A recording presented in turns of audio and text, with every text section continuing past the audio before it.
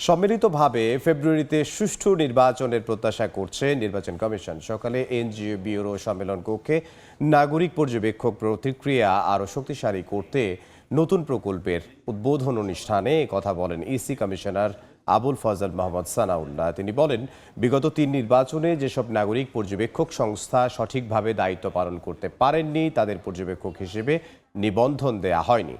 নির্বাচন পর্যবেক্ষণের জন্য 81টি সংস্থা নিবন্ধন পেয়েছে। পর্যবেক্ষকদের নির্বাচন কমিশনের তৃতীয় চক্ষু হিসেবে আখ্যা দিয়ে ইসি সানাউল্লাহ বলেন, নীতিমালা মেনে সব কাজ করতে নাগরিক পর্যবেক্ষকদের সহযোগিতা দেবে ইসি। গত 3টা নির্বাচনে আনফরচুনেটলি একটা good number of citizen observation organizations যারা ইনভলভ ছিলেন এবং যথাযথভাবে তাদের দায়িত্ব পালন করে নাই মর্মে আমাদের কাছে প্রতীয়মান হয়েছে, তাদেরকে আমরা নিবন্ধন দিতে পারিনি।